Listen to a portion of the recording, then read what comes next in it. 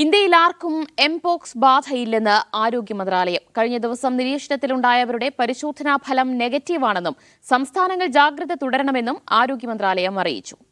Saju Thomas വിവരങ്ങൾ നൽകും. സജു, കഴിഞ്ഞ ദിവസം ഒരു യുവാവിന് എംപോക്സ് ലക്ഷണങ്ങൾ ഉണ്ട്, നിരീക്ഷണത്തിലാണ് എന്ന വാർത്തകൾ വന്നിരുന്നു. എന്നാൽ ആശങ്കപ്പെടേണ്ട സാഹചര്യമില്ല എന്നാണോ ആരോഗ്യ മന്ത്രാലയം വിശദീകരിക്കുന്നത്?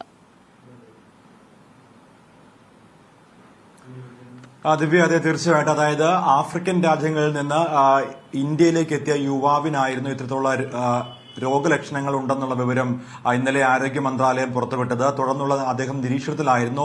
ഇന്നാണ് ഈ പരീക്ഷണങ്ങളൊക്കെ, അതായത് ഇയാളുടെ സെറം പരിശോധന അടക്കമുള്ള പൂർത്തിയായതിനു ശേഷം ഇപ്പോൾ റിപ്പോർട്ട് പുറത്തു വന്നിരിക്കുകയാണ്.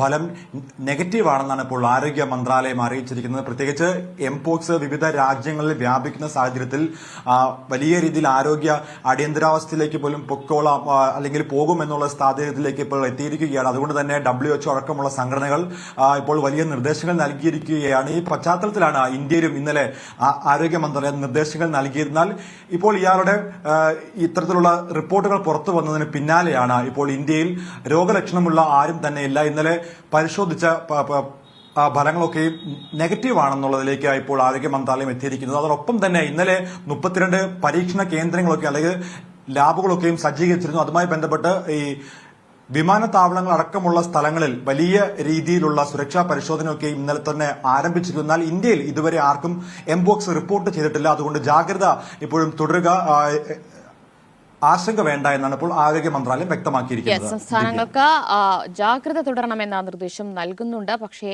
രാജ്യത്ത് ആർക്കും എംപോക്സ് ബാധ സ്ഥിരീകരിച്ചിട്ടില്ല എന്നുകൂടി വ്യക്തമാക്കുകയാണ് ആരോഗ്യ മന്ത്രാലയം. സജു തോമസ് ആണ് വിവരങ്ങൾ നൽകിയത്.